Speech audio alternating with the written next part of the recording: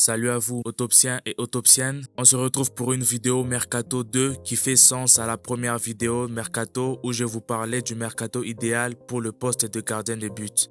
Maintenant que Yohan Garcia est enfin arrivé après vents et marées, on peut dire le fameux « Here we go ». Il sera présenté ce vendredi à moins que le programme ne change au moment où je tourne cette vidéo. Yohan Garcia étant la première recrue du Barça depuis le début de ce mercato, renforçant ainsi le poste de gardien de but, assurant aussi le potentiel de part de Marc-André Ter Stegen dans les semaines qui suivent. On va suivre ça de près avec aussi Iñaki Peña qui pourrait quitter la Catalogne en cas de bonnes offres, même si pour l'instant que ce soit lui, Iñaki Peña ou encore Ter Stegen, ça ne bouge pas trop pour le moment, mais dossier à suivre. Alors on va transiter plus rapidement sur ces dossiers qui enflamment le mercato du Barça depuis quelques jours maintenant, avec ce qui pourrait tout changer, que ce soit sur le plan collectif, sur le plan financier et surtout sur le plan du mercato du Barça.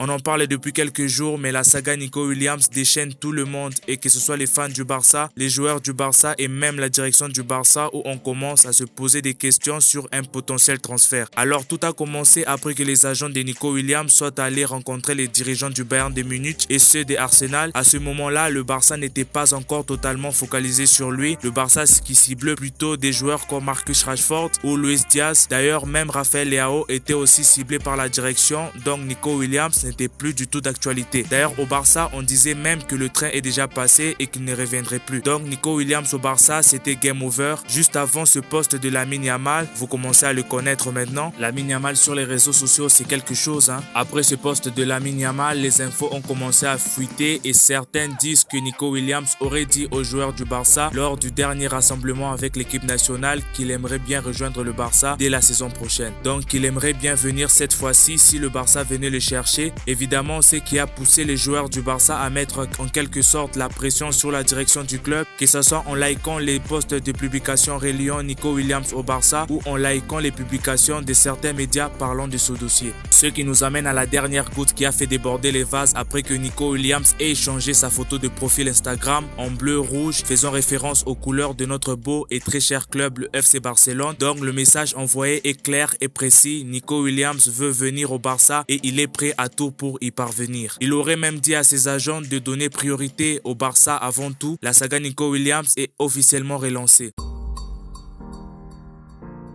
Alors, du côté du Barça, je vous ai dit que leur priorité était de renforcer l'aile gauche où a joué Rafinha toute la saison passée pour ne pas dépendre de l'aile gauche, principalement de Lamine Yamal. Tout ça fait référence au dernier match de la saison, principalement face à l'Inter où il y avait clairement une Lamine Yamal dépendance. Et ça, je trouve plutôt cool et intelligent que le Barça décide de renforcer ce poste pour permettre à Hansi Flick d'avoir plus de manœuvres sur le plan tactique et aussi plus de profondeur. On le sait, le Barça a souffert de ça la saison passée, forçant certains joueurs à jouer la quasi-totalité des matchs, et aussi on ne va pas oublier des moments où Hansi Flick se sentait obligé de faire jouer l'équipe B pour préserver les titulaires. Ça aussi c'est quelque chose à corriger pour la direction du Barça afin d'avoir une équipe ultra compétitive à tous les postes. C'est pour cela que la direction du Barça avait ciblé 2 ou 3 joueurs qui pourraient bien fitter dans le système et la philosophie de jeu de Hansi Flick. 3 joueurs dont le profil fait partie de celui de Lamine Yamal. Donc un joueur percutant avec une bonne qualité de dribble, des passes, et aussi un joueur capable de marquer et de faire marquer les autres. Un joueur capable de créer aussi pour éviter cette Lamine Yamal dépendance. Alors avant d'évoquer ces joueurs-là, si tu es arrivé jusqu'ici, ça veut dire une chose, que la vidéo te plaît. Donc n'hésite pas à mettre un pouce bleu, à t'abonner pour me donner de la force à continuer avec des vidéos comme celle-ci. Il y en aura beaucoup sur la chaîne et surtout que c'est gratuit, que ça ne te prend même pas une seconde et ça me soutient de ouf. Merci à ceux qui le feront et on continue avec la vidéo.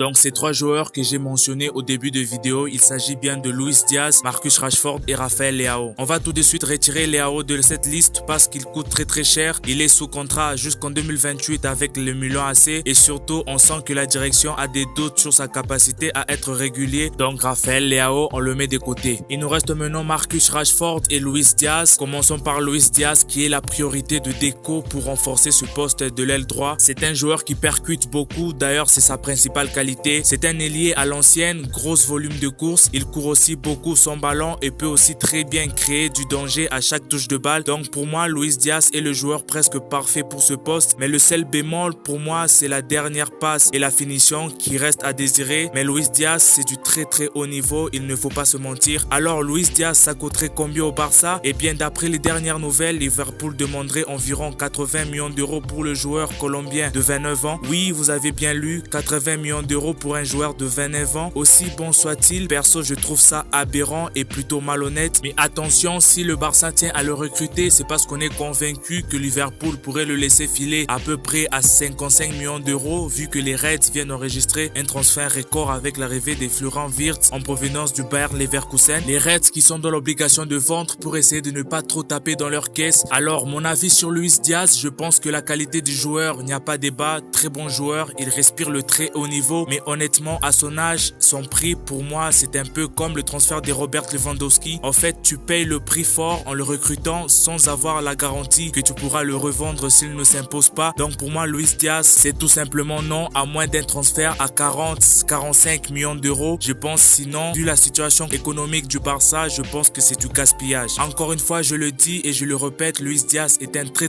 beau joueur qui pourrait fitter avec le système de Hansi Flick, qui lui d'ailleurs a donné son accord. Mais pour moi, le joueur coûte trop cher. Le seul X, c'est son prix. Donc Luis Diaz, on met de côté. La deuxième piste en cas d'échec sur le dossier Luis Diaz, le Barça se jettera sur Marcus Rashford. L'ailier de Manchester United n'a plus envie d'être tout simplement joueur de Manchester United. Alors il faut savoir que Marcus Rashford est avant tout un ancien crack du football anglais, un talent de la maison de Manchester United. C'est lui à qui on prédisait un avenir meilleur avec Manchester United. Alors les blessures, les pépins physiques et son irrégularité l'ont empêché de devenir ce que tout le monde voyait en lui. Alors Marcus Rashford revient d'un prêt assez bon du côté d'Aston Villa, qui n'a pas de son côté levé l'option d'achat. De son côté, Marcus Rashford veut définitivement tourner la page Manchester United et sa priorité et son envie serait de rejoindre le FC Barcelone. Alors du côté du Barça, on reste quand même intéressé par le profil du joueur avec assez d'hésitation. Évidemment, on n'en fait pas non plus une priorité absolue. Ça reste quand même un joueur assez irrégulier. Ses performances varient de saison en saison et son profil aussi peut laisser à désirer. Marcus Rashford est un ailier bien évidemment qu'il peut dribbler, percuter aussi et créer. Mais pour moi, Marcus Rashford est avant tout un ailier à la Kylian Mbappé, un joueur avec une qualité de frappe incroyable et un sens de but inné, un sang-froid rare devant le but et surtout un joueur qui aime décrocher dans l'axe. Il aime plutôt jouer en décrochant, ce qui pourrait être un problème quand tu as déjà un Robert Lewandowski qui décroche aussi souvent. Alors Marcus Rashford peut aussi créer, faire des passes décisives, mais le problème est que ce n'est pas ses principales qualités. Donc ce n'est pas un joueur qui va en première vue chercher à déposer l'adversaire aussi facilement comme peuvent le faire Lamine Yamal, Nico Williams ou même Luis Diaz. C'est un ailier qui cherche avant tout à se reposer sur ses coéquipiers, à faire des déplacements, des 1-2, etc.